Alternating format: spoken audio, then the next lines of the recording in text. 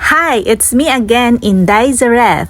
For today's video, mag-a day in my life ta, as suggested sa akong cousin na si Ria.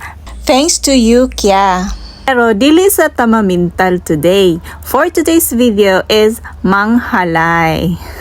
I-flex lang nako ning nakita nako sa online bitaw nga multi-purpose nga rod nga pwede nimo siyang himuong sampayan, halayhayan or butanganan og curtain. Sa ilahang advertisement, very strong kayo siya dayong mutapot yun siya sa bungbong.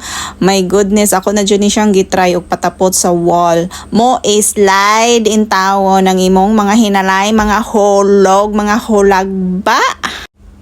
Og very strong ko no. So sintawon galoy-loy intawon ni siya imong kulapyutan putol gyud intawon, pero sa advertisement pwede gyud nimong kulapyutan. Maunang di na gyud ko magpailad-ilad aning mga online bitaw nga shopping. Kaya inigabot sa imong product dili man oy kun unsay ilang gi-advertise dili man ingon ana giilad ramanta gi-scam ra na budol pero okay lang gihapon ni siya kay gamit ra gyapon ako ra ni siyang gisabit sa bintana, then moto nagkuha ko og hagdan kay para kasabitan pod sa pikas nga end. Kani nga akong gihalay diri gikanan na akong gihalay sa gawas, so medyo di na kaini siya bugat kay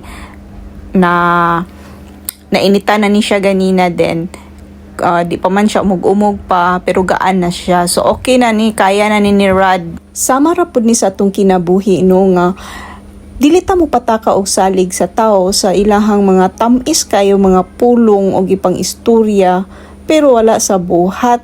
Nakahinomdom noon ko sa akong amiga nga nagpost siya nga ang gugma dili lang puros I love you, kinahanglan pod nga makita pod sa buhat.